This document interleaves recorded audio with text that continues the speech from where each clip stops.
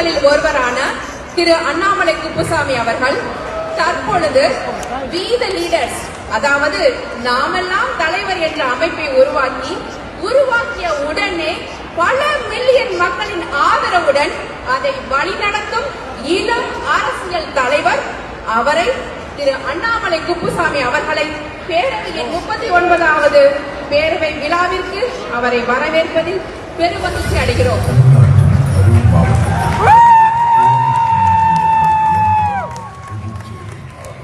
கல்வி, ஒழுக்கம், கடமை மற்றும் மக்கள் நலம் ஆகியவற்றை முதன்மைப்படுத்தியவர். PSG தொழில்நுட்ப கல்லூரியில் எந்திர பொறியியல் பயின்று IIM லக்னோவில் மேலாண்மை கல்வி பெற்றார். 2011ஆம் ஆண்டு UPSC தேர்வில் வெற்றி பெற்று இந்திய காவல் பணியில் கர்நாடக பிரிவில் இணைந்து மக்கள் பாதுகாப்பு, சமூக விழிப்புணர்வு மற்றும் இளைஞர் வழிகாட்டுதலை முன்னிறுத்தினார். எழுத்தாளர், விவசாய ஆர்வலர், இளைஞர் வழிகாட்டி என பல முகங்களை கொண்ட அவர் தமிழ் மொழி, பண்பாடு, மரபு, சமூக ஒற்றுமை மற்றும் தன்னார்வ தொண்டு ஆகியவற்றின் மீது ஆழ்ந்த பற்று கொண்ட மதிப்பிற்குரிய திரு அண்ணாமலை குப்புசாமி அவர்களை நியூ ஜெர்சியில் நடைபெறும் பேரவையின் 39வது தமிழ் விழாவிற்கு நமது பேரவையின் சார்பாக வருக வருக என அன்புடன் வரவேற்கிறோம்.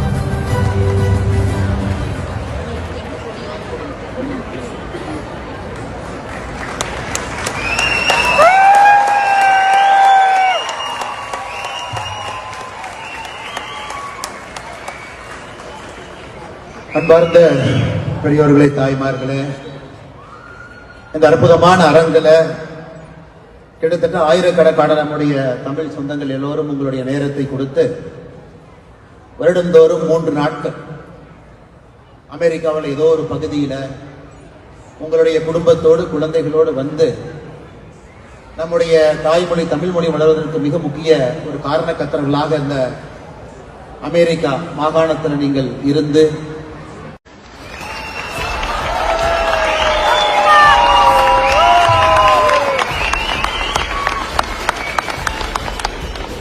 அன்பார்ந்த பெரியோர்களே, தாய்மார்களே, இந்த அற்புதமான அரங்கில் கிட்டத்தட்ட ஆயிரக்கணக்கான நம்முடைய தமிழ் சொந்தங்கள் எல்லோரும் உங்களுடைய நேரத்தை கொடுத்து வருடந்தோறும் 3 நாட்கள்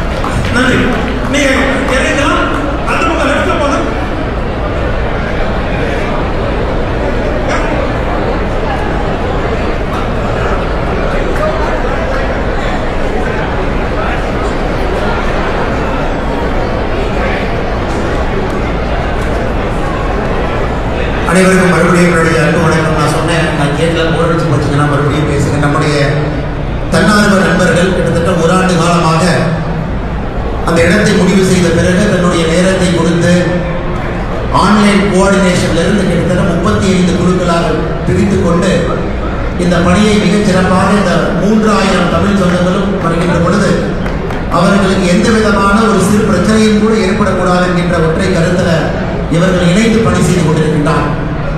இவர்கள் ஊழியர்களுக்காக ஒரு மனிதகுல மரத்தோடு எப்படி வாழ வேண்டும் என்று சொன்ன அற்புதமான ஒரு நிலத்திலிருந்து நாம் வந்திருக்கின்றோம் அருமை சொந்தங்கள்.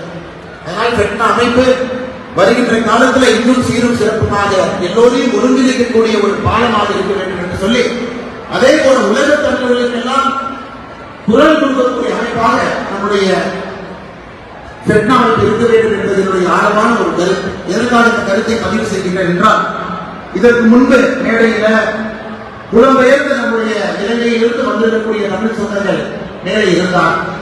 அகதிகள் என்று தமிழகத்திலே சொல்லுகின்றோம். அந்த வார்த்தை தவறான வார்த்தை என்று தொடர்ந்து நான் சொல்லுவேன்.